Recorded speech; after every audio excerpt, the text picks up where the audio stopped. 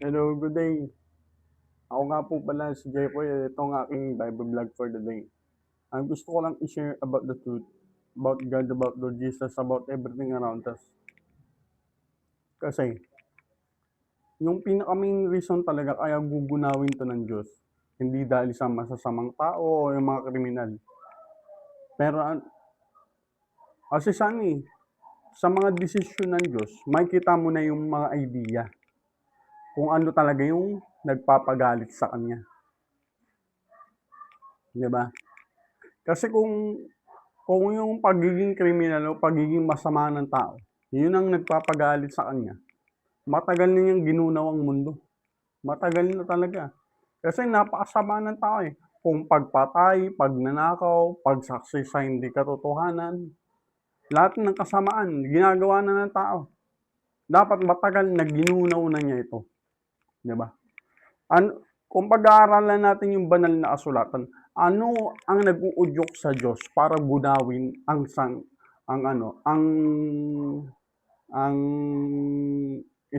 ang sanglibutan? Una, kasamaan ng tao.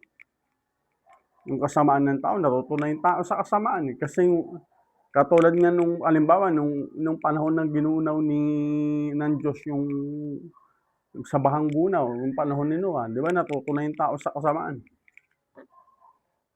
Ang hindi katanggap-tanggap sa Diyos na kasalanan ng tao ay yung mga bakla at tibo.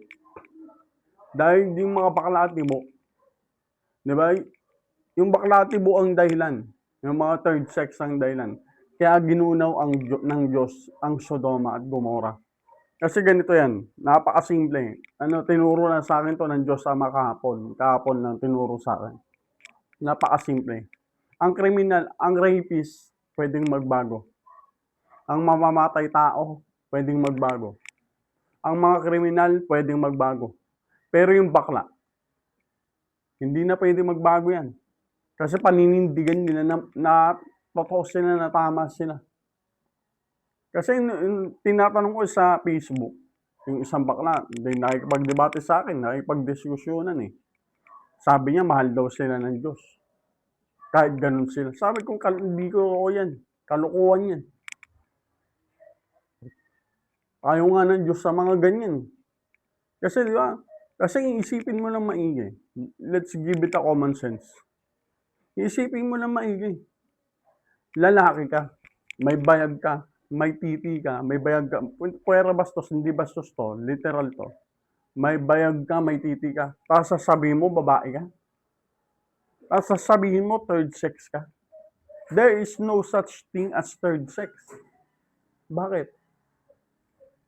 Dalawa lang ang nilikha ng Diyos, babae at lalaki. So, saan galing yung bakla at tibo? Hindi ba wala? Sakit lang nila sa utak yan. Kasi ganito. Ang kriminal pwedeng magbago. Pero yung bakla, sa tibo, hindi nagbabago yan.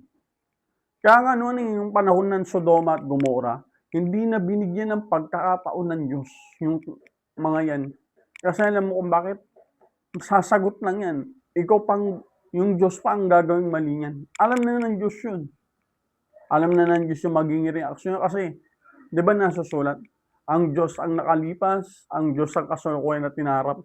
Ibig sabihin, gagawin pa lang ng tao. Alam na niya. Kaya hindi niya kailangan makipagdiskusyon, hindi niya kailangan makipagdebate, hindi niya kailangan ng kahit na pakikipag-usap. Kasi alam na niya lahat ng bagay. Di ba? Ganun yun. Di ba? Kaya yun na. Kasi yung kriminal, di ba yung kriminal, yung mamamatay tao, di ba pwedeng magbago eh. Pero yung bakla, pwede bang magbago? Hindi.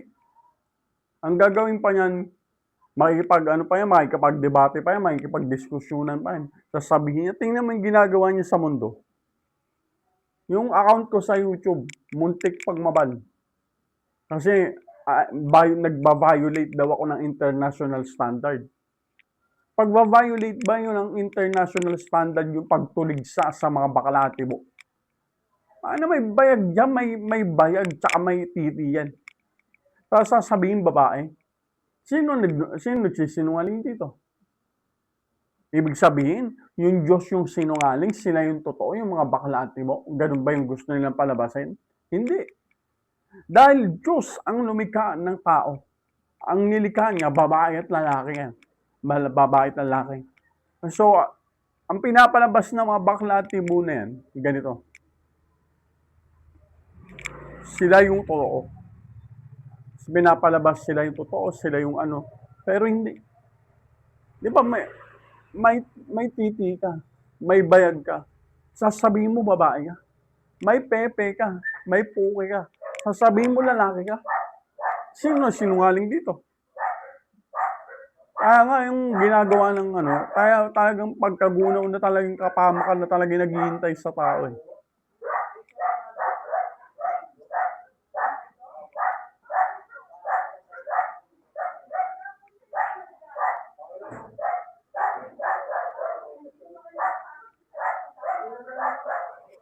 Yun. Di ba? Yung tipo sasabihin lalaki. Paano ba nalalaman ang gender? Gender, di ba? Yun yung titi. Tsaka pepe. Yun yung gender. Yung penis and vagina. Kaya ano sasabihin mo, bakla. Sasabihin ng bakla, babae daw siya, pusong babae siya. Kaya nga tinatanong ko sa Facebook eh. Tinatanong ko yung bakla. Sabi ko, total, sige, kung totoo ka talaga, kung talagang yun yung paniniwala mo, sabi ko, paano ba nalalaman ang kasarian ng isang lalaki? Sa titi ba o sa puso? Puta yung sumagot. Kasi ganun talaga yung ano eh. Kaya nga natuto kay Lord Jesus talaga eh. Sabi ni Lord Jesus sa mga Hudyo, kung magtatanong ako, hindi niyo ako sasagutin. At kung sabihin ko naman, hindi niyo ako paniniwalaan. Kaya yun yung sinabi niya, hindi na, kasi totoo nga talaga yung sinabi ni Lord Jesus. Kasi sinabi ko, tinanong ko sa bakla eh. Paano ba nalalaman ang kasarian ng isang lalaki? Sa titi ba o sa puso? Alam niyo sinabi sa akin ng kadiskusyonan ko sa Facebook? Nilalait mo ang LGBTQ. Tinatanggalan mo kami ng karapatan. Sabi ko yun, binigyan ko sa anong karapatan? Anong karapatan ang sinasabi mo? Sabi ko gano'n. Anong karapatan ang sinasabi mo? Na kahit may titi ka, kahit may titi ka, at kahit na alam mong lalaki ka, mag-aasal babae ka? Sino nagsisinungaling dito? Ako ba o ikaw? Sabi ko, wala kang karapatang manghusga kung ano sinasabi. Wala kang karapatan. Sino ka ba? Diyos ka ba? Sabi ko, ba't dinadamay mo yung Diyos rito? Sabi ko, Diyos na nga mismo ang may sabi. Di ba? Sabi ko, Diyos na nga mismo ang may sabi. Sa nilikha niya, babae at lalaki. Ano ka? Sino ka? Saan ka galing? Sino lumikha sa'yo? Di yun, ang tagal mag-reply. Tagal mag-comment. Tagal. Hindi debate ko. Sabi ko, wala kang karapatan, inuhusgahan mo kami. Sabi ko, hindi ako nanguhusga. Sinasabi ko lang yung totoo. Mahirap, sabi ko, mahirap bang sagutin yung tanong ko? Paano ba nalalaman ang kasarian ng isang lalaki? Sa titi ba o sa puso? Ayaw talaga sagutin. Kasi ganun, totoo nga talaga sinabi ni Panginoong Hesus. Di ba? Kung magtanong man ako, sinabi niya sa mga Hudyo, kung magtanong man ako, hindi niyo ako sasagutin. Di ba? At kung sabihin ko naman, hindi niyo ako paniniwalaan. Yun talaga. Kasi pagkatotohanan ng hawak mo, pagkatotohanan ka, hindi sila sasagot sa'yo. Hanap na lang yun ng mga dahilan, lalaitin ka, insultuin ka, hanap ng dahilan, kaysa sagutin yung tanong mo. Ganun yung ginagawa niya, ganun natutunan ko yun kay Panginoong Yesus. Diba? Ang sinabi ni Panginoong Yesus sa mga Hudyo, pag nagtanong ako, hindi niyo ako sasagutin. Pag sinabi ko naman, hindi niyo ako paniniwalaan. Kaya sabi ko, totoo nga. Totoo nga talaga sinabi ni Panginoong Kuya Jesus. Diba? Inulit ko na naman. Inulit ko, sabi ko, tinanong ko ulit. Mahirap ba sagutin yung tanong ko? Sabi ko, mahirap ba sagutin? Sabi ko. Ang tanong ko lang naman, paano ba nalalaman ang kasarian ng isang lalaki? Sa titi ba o sa puso? Hindi yan, wala siya may sagot eh. Kasi sinungaling siya. Kasi pag sinungaling ang tao, hindi talaga sasagot yan. Ang gagawin niya, nahanap na ng iinsultuin ka, apihin ka. Kasi wala siyang maidadahilan eh. Kasi nga, sinasabi mo yung katotohanan. Ganun ang nangyayari. Yun. Saka yung meron naman yung kadebate, Iglesia ni Cristo naman. Kadebate ko. Sabi ko. Sabi ko, di ba, sabi ko, tinanong ko, maganda pa yung pagkatanong ko eh. Paano kayo maililigtas? Sino magliligtas sa inyo? Ha? Hindi sumagot. Alam mo ginawa sa akin?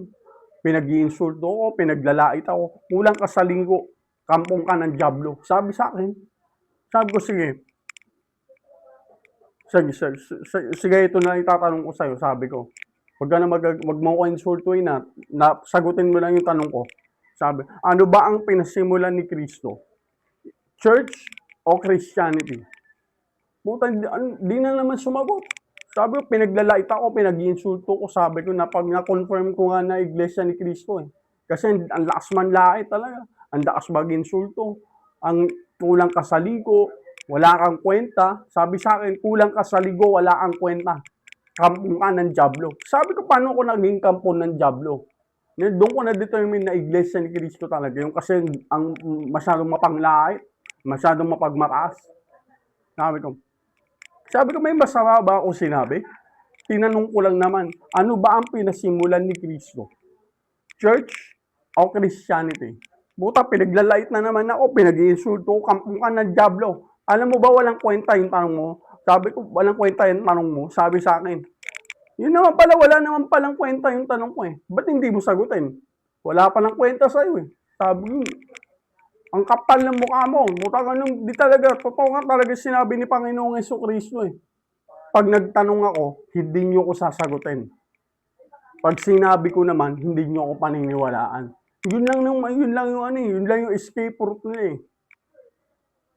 O manahimik, o wag maniwala. Yun talaga yung mga escape route ng mga sinungaling.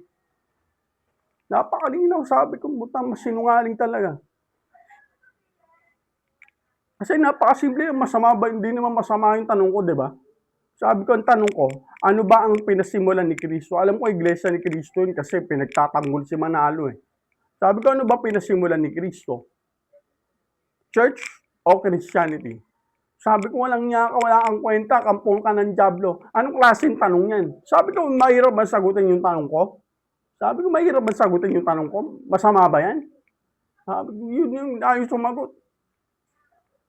Siya, iniba ko yung usapan, ayaw talaga sumagot, iniba ko yung usapan. Sige nga, di ba sabi nyo kayo lang maliligtas? Sabi ko, paki-explain nga sa akin kung paano kayo ililigtas ni Felix Manalo.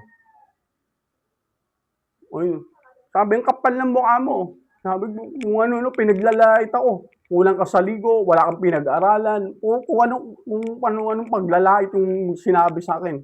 Sabi ko, ba't galit na galit ka? Ano ba yung masamang tinanong ko? Nagtatanong lang naman ako, sabi yung gano'n. Sinulit ko ulit. Sige nga, kung ang paniniwala mo, kayo lang yung maliligtas. Sabi, explain mo nga sa akin kung paano ka ililigtas ni Felix Manalo. Sabi yung gano'n. Ayaw talaga magsumagot. Nilait-lait na naman ako. Sabi, kulang ka sa ligo, kampong ka ng diablo, wala kang pinag-aralan. Mangmang ka, pagano ka. Sabi ko, ba't ganun? Sabi ko, ba't puro panlalait ang inaabot ko sa'yo? May masama ba ako kung tinanong? Sabi ko, ganun. Puro na naman panlalait, ayaw talaga sumagot. Sabi ko, walang kwentang usapan to. Sabi ko, maghanap ka na ng kausap mo. Kung gusto yung magpaloko kayo. Sabi ko, ganun. Ayaw sumagot eh. Napakasimple ng tanong ko. Ano ba ang pinasimulan ni Kristo? Christianity or church? Pura pinaglalait ako. Tapos iniba ko yung tanong. Paliwanag nga sa akin, paano kayo ililigtas ni Felix Manalo? Yun na naman. Pinaglalait na naman ako. Pinag-iinsulto na naman ako. Sabi ko, lintik ang puta. Sabi ko, okay na eh. Ganun talaga eh. Totoo nga talaga sinabi ni Panginoong Jesus eh. Diba yung tinanong siya ng mga Hudyo. Nasusulat to, tinanong siya ng mga Hudyo. Ikaw ba ang Mesiyas? Sabi, ikaw ba ang Mesaya? Sabi, Ang sabi ni Panginoong Hesus sa tanong ng mga Hudyo, kung sagutin ko man, hindi kayo maniniwala. At kung magtanong man ako, hindi niyo ako sasagutin. Ganun nga nangyari. 'Di ba? Imbis sagutin niya yung tanong ko. Kasi alam ang mangyayari kasi wala siyang maidadahilan eh. Kasi pag sinabi niyang church, kasi alam niya, nasa psycho niya eh. Pag sinabi niyang church, ibig sabihin, di ba, hindi naman si Kristo nagtayo ng church. Taong nagtayo ng church. Ang tinayo ni Kristo, Christianity. Kaya nga hindi nadadagdagan, hindi nababawasan eh. Kasi Christianity. Kasi yung kasabihan nga, di ba yung kasabihan? Yung kasabihan, di ba? Ang kasinungalingan, nanganganak pa ng bagong kasinungalingan. Ganun yun. Eh walang kasinungalingan sa tanong ko eh. Katotohanan yun eh. Tinanong ko, anong pinasimulan ni Kristo? Church o Christianity? Walang kasinungalingan dyan.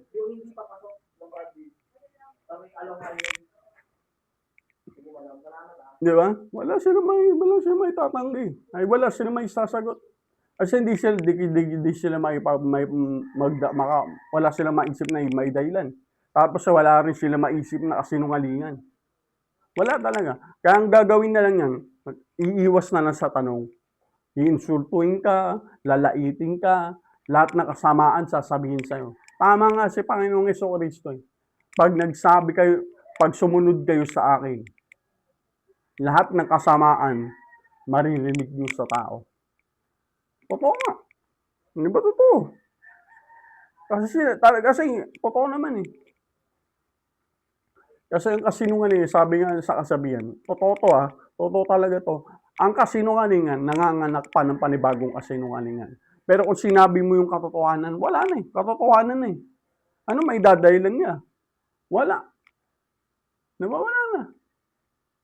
Pointed na eh. Yun na yun eh. Diba? Napakasimple lang, diba? Puta yung tanong ko, napakasimple.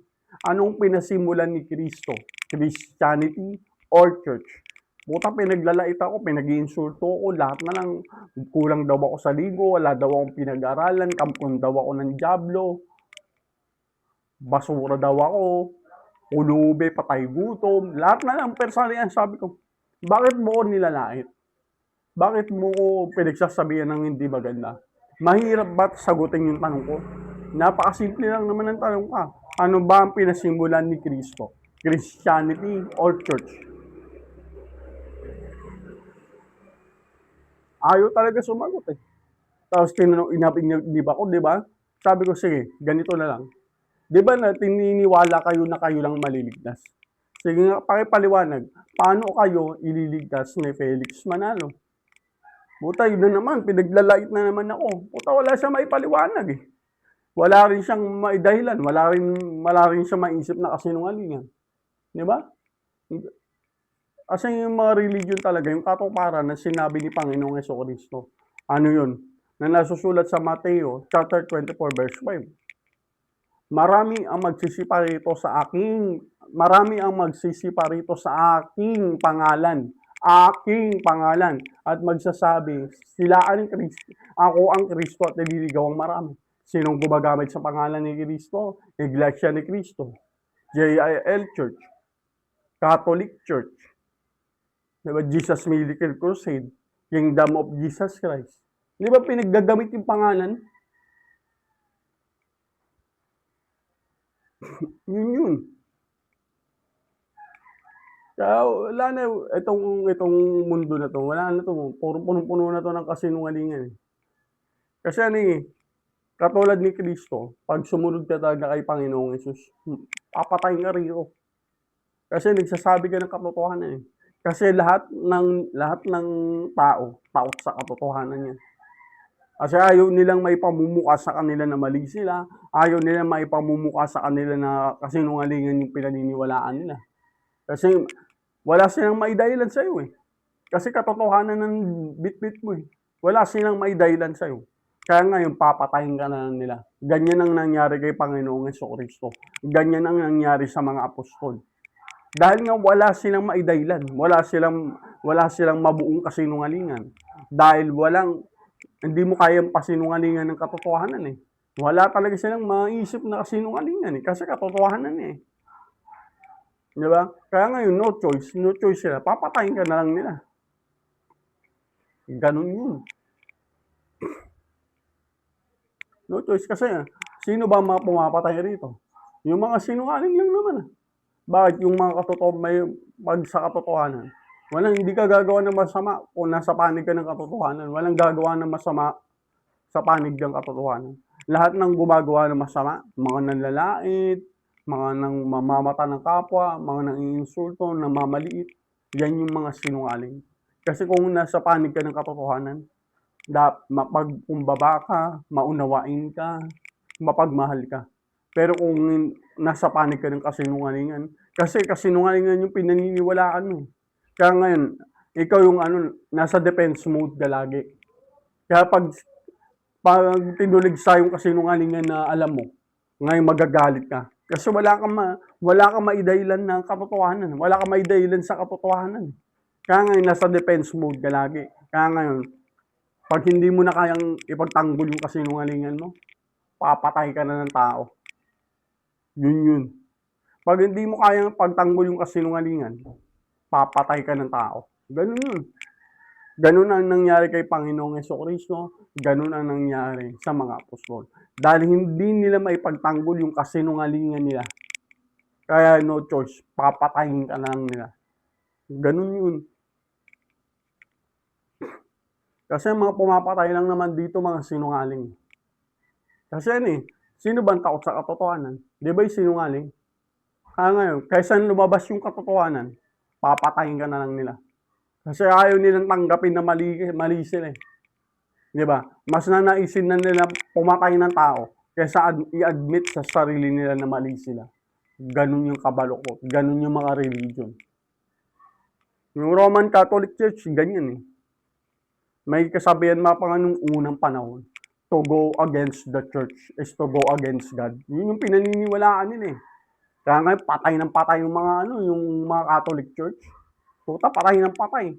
Tapos meron pa yan, 300 katao sinunog ng buhay. Sinunog nila ng buhay, bakit? Kasi yung Bible, translate nila sa layman's term, sa simpleng salita, na mauunawaan, kahit bata magbasa, makakaunawa. Ngayon nagalit yung Katoliko. Anong ginawa ng Katoliko? Sinunog.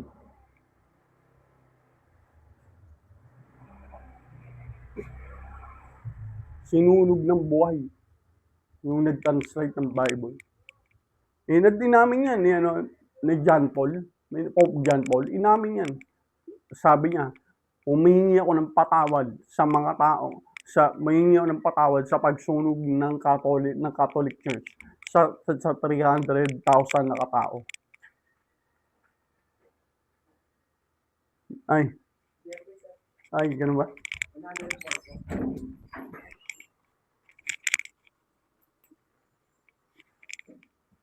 Ito.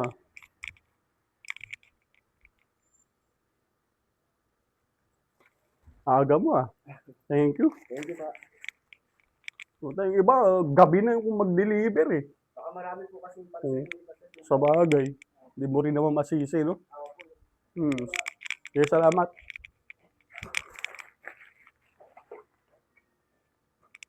Yun. Di ba? Yung kasinungalingan talaga yung pinaniniwalaan ng tao ngayon eh.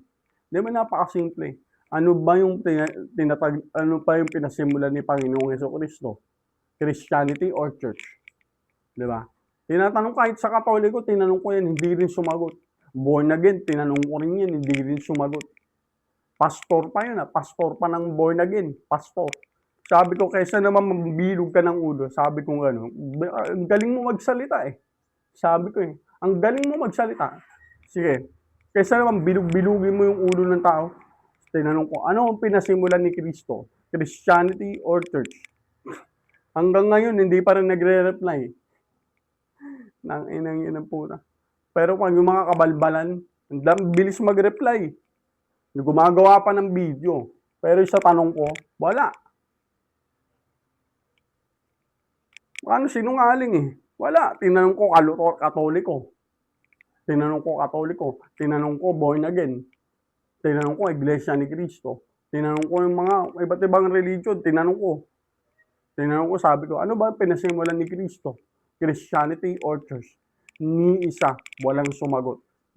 Ang nanlait sa akin, miyembro ng Iglesia ni Cristo. Nilait-lait ako, ininsulto ako. Sabi, kulang ka sa ligo, kampon ka ng diablo, wala kang pinag-aralan, pulubi ka, patay gutom, wala kang kwenta. Lahat ng kalaitan, dinabot ko. Iglesia ni Cristo yun. Diba? Ganyan sila. Kasi nabubuhay sila sa kasinungalingan. Yan yun. Lahat ng panlalait, lahat ng insulto, lahat na lang ng masasakit na salita, inaabot ko eh. Napakasimple lang naman ng tanong ko, ano ang pinisimulan ni Cristo? Christianity or church? Kasi alam na common sense lang eh, na nasa psycho na niya eh. Alam niya yung church. Na psycho na niya eh. Alam niya yung church. Tao nagtayo. Pero yung Christianity, alam niya hindi tao nagtayo niyan. Si Cristo. Eh paniniwala nila tao si Cristo. Kaya ngayon, nasa psycho niya yun. Kaya ang ginagawa niya, iniiwasan na lang niya yun. Kaya ang ginawa niya, yung scapegoat niya, insultuin ka, laitin ka, kung ano-ano masasakit na salita yung sasabihin sa'yo. Tinitingnan niya yung ano mo, pasensya mo eh. Tinitingnan niya ang emotion mo kung mapipikon ka eh. Kaya hindi ako, alam ko na eh. Alam ko na yung ganyan eh. Araw-araw ko inaabot sa Facebook yan. Sa iba't ibang tao. Sabi ko, wala na akong ano dyan. Napalinaw naman ng ano ko eh. Diba? Kasi kasi kung, halimbawa yung Katoliko, sinasabihin ko, sino magliligtas sa inyo? Sabi si Cristo, sino ba nagtuturo sa inyo? Mga pare. Paano kayo liligtas ni Cristo? Mga pare yung pinakinggan nyo. Sabi. Hindi mo ba alam? Hindi mo alam ang sinasabi mo, sabi sa akin ng Katoliko. Hindi mo alam ang sinasabi mo, kapatid. Gumaganon pa eh. Sabi ko, di mo ako kapatid. Sabi ko, wala akong kapatid na tanga. Sabi yung ganon. Hindi kapatid, ganito. Ang pare, ang instrumento ng Diyos. Sabi, paano mo nalaman? Sabi, ito, instrumento ng Diyos, pare. Sabi, paano nasulat ba yan? Nasa Bible ba yan? Hindi. Sila ang kasangkapan ng Diyos para magpalaganap ng katotohanan. Sabi ko, magpalaganap ng katotohanan? Bakit si Kristo ba yan? Sige, pag oras ng paghukom, sinong hahatol sa atin? Si Kristo o yung pare? Pangina, di sumagot. Kapatid, naguguliwihanan ka. Hindi totoo. Huwag mong kukontrahin ang mga pare. Sabi sa akin, huwag ko daw kukontrahin. Dahil ang mga pare ay mga banal. Sila ang pinili ng Diyos. Sabi mo, butag na, ayos ah. Puka na ganun, tindi na itong kapal ng mukha nito. Putang ina, kapal ng mukha mo. Sinabi ko sa Katolikong tanga. Sabi ko, alam mo ba yung sinasabi mo? Ano yun? Sa talata ng Biblia, mababasa yung pinagsasabi mo. Sabi, hindi ko ito pinagsasabi. Ito ay katotohanan. Ang mga kaparian ay instrumento ng Diyos. Ganun. Sabi, pangina. Saan talata mababasa yan? Sa Biblia. Sabi, wag mong questionin ang kabanalan ng pare. Sabi, wag mo questionin. Tangina mo, tao yan. Ba't hindi ko questionin? Tao lang yan. Tawa ako ng tao eh. Putang ina, binibilog pa yung ulo ko ang puta. Sabi ko, bukin ng ina yun. Kung gusto yung magkalat ng katangahan dito, buta huwag nyo na ako idamay. Ang ina gagong puta. Ang ina walang utak ang puta. Instrumento daw ng Diyos yung mga pare. Pag bukin ng ina, kapal ng mukha ang puta. Ang ina dyan ang puta. Sabi ko, tinanong ko. Sabi ko, sige nga, kung instrumento ng Diyos, paano kayo ililigtas ng Diyos? Paano kayo ililigtas ng pare? Si Kristo ba yan? May kapangyarihan ba yan para iligtas kayo? May otoridad ba yan para iligtas kayo? Hindi nagsalita. Hindi mo alam ang sinasabi mo, kapatid. Sabi ko, wala akong kapatid na tanga. Sabi ko, kapatid daw ang puta, tarantado. Sabi ko, bukin ang ina mo. Kaya isip-isip ko, putrangis ka. Wala akong kapatid na tanga. Bubilugin pa yung ulo ko eh. Puta na, banal daw eh. Puta, instrumento daw ng Diyos yung pare. Tangina mo, napapanot na nga yan. Instrumento pa ng Diyos. Tangina yung putang, mga gago po, mga religion talaga. Puro katarantaduhan ang alam eh. Tapos yung Iglesia ni Cristo naman, sabi, malapit nang marating ng kapatid na Felix ang pagka-Diyos. Sabi, paano mo nalaman? Bakit? Nakapunta ka na ba ng langit? Namatay ka na ba? Sabi, ang kapal ng mukha mo, puta ka na, insulto ako. Sabi ko, bakit may masama ba ako sinabi? Nagsasabi lang naman ako ng totoo. Paano magiging Diyos yan? Bakit? Saan ka ba naman nakakita sa Biblia, Diyos na tao naging Diyos? Sabi, sira pala ulo ito si Kristo, hindi, sabi, bakit si Panginoong Jesus? Sabi, bakit si Kristo? Hindi naman tao yan, Diyos yan. Sabi, di ba? Putang ina. Sabi ko. Kung paano, ganito kasi yung mga iglesia ni Kristo. Kung paano lapas tanganin si Kristo ng mga Hudyo. Ganun nila ginagawa yan. Nilalapas tangan nila, sinasabi nilang tao, pero yung aral niya ginagamit nila. Tingnan mo yung mga verse sa Bible na nagsasabing Diyos si Kristo, iniiwasan nila yun. Lalo na yung isang verse na kahit kailan hindi ko narinig na sinabi nila yun sa kanila. Diba? Nasa Mateo, at may tinig na nagsabi sa langit, ikaw ang aking anak, lubos kitang kinalulugan. Sinabi ng tinig sa langit yun, si kay Kristo. Yung pagkatapos niyang bautismuhan, di ba?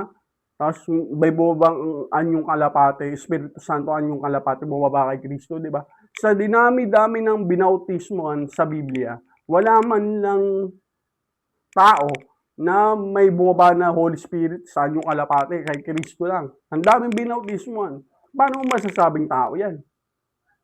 Di ba lahat ng binautismuhan sa Biblia, walang bumabang anyong kalapate na Espiritu Santo, kay Kristo lang.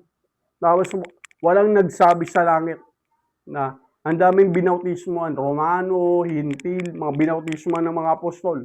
Walang nagsabi sa langit na ikaw ang aking anak, lubos kitang kinalulugdan. Walang nagsabing ganun, kay Kristo lang. Tapos sasabihin nyo tao, ang iniiwasan nila yan eh. Kaya ngayon, dahil iniiwasan nila yan, galit-galit na lang, insulto na lang ng bala nila. Hindi nila mapasinungaling yan eh. Di ba? Napakasimple lang ng tanong ko sa Iglesia ni Cristo, yung members nila. Puro panlalaki, puro pang-insulto ang inabot ko eh. Kulang daw ako sa ligo, kampon daw ako ng Diablo, wala daw akong pinag-aralan, putubi daw ako, patay gutom. Lahat na lang inabot na insulto, inabot ko. Napakasimple naman ng tanong ko. Ano ang pinasimulan ni Kristo? Christianity or church? Di ba? Mahirap bang sagutin yun? Kasi mahirap talaga sumagot sa taong sinungaling. At sa taong may baluktot ang pinaninindigan at baluktot ang paniniwala, hindi talaga sasagutin yan. Sabi ko, tinanong ko yung members ng Iglesia ni Cristo yun. Kasi nagagalit pag si Felix Manalo na yung usapan. Tinatanong ko sabi ko, anong pinasimulan ni Cristo, Christianity or church? Sininsulto ko, nilait-lait ako. Di ba? Ba't niya gagawin yun? Ba't niya ako insultuin? Ba't niya ako lalaitin kung totoo siya? Di ba? Sasagutin lang naman niya. Kasi nasa psycho niya nababarahin ko siya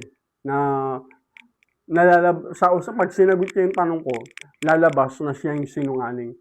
Na mali yung pananampalataya at paniniwala niya. Kasi alam niya yun ayaw niya mangyari yun. Kaya imbis na sagutin yung tanong ko, ang ginagawa niya, tinitira na lang yung emosyon ko. Tinitira na lang yung emosyon ko, yung pasensya ko, yung pagkatao ko. Yun yung gusto na ipagtanggol Di ba? Hindi naman ako ang iniinsulto niya Hindi naman ako nilalait niya Si Kristo Dahil si Kristo ang pinaglalaban ko Dahil si Kristo ang sinasandalan ko Kaya hindi ako ang nilalait niya. Ang nilalait niya si Kristo.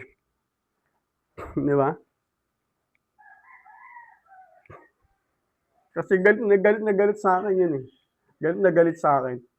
Sabi ko, kung totoo kayo, sabi, di ba, kung totoo kayo, di ba sugo nyo si Felix Manalo? Sabi ko, di ba sugo nyo si Felix Manalo? Bakit Kristo ang ginagamit nyo, hindi Manalo? Di ba? Kristo ang ginagamit yung pangalan, pero ang sugo nyo si Manalo. Dapat hindi si Kristo ang ginagamit yung pangalan, dapat si Manalo. Kasi yan ang sugo nyo, hindi si Kristo.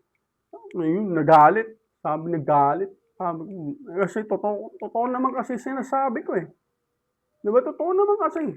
Kaya nagagalit. Pag, siyempre, sino ba naman mag-react? Kung sino ba naman yung magagalit? Siyempre, yung mga sinungaling. Kung nasa panig ng katotohanan, hindi ba i-react yan? Ay, totoo nga yung sinasabi. Ay, oo, tama ka. Ganun ang gagawin yan. Pero yung, dahil nasa panig siya ng kasinungalingan, magagalit yan. Insultuin ka yan, lahat ng kalaitan, aabutin mo. Totoo nga talaga sinabi ni Panginoong Jesucristo eh. Ano may sinabi ni Panginoon si Kuya Jesus? Pag sumunod kayo sa akin, pag sumunod kayo sa akin, sabi ni Kuya Jesus, ni Panginoon, pag sumunod kayo sa akin, lahat ng kasamaan, maririnig niyo sa tao. Lahat ng kasamaan, pagmamalit at pag-iinsulto, maririnig niyo sa tao. Totoo nga.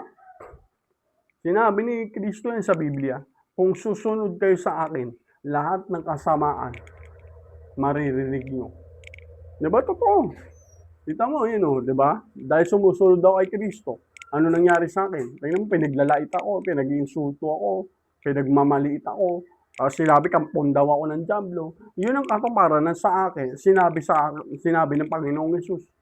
Ang sabi niya, kapag sumunod kayo sa akin, lahat ng kasamaan, sasabihin sa inyo ng tao.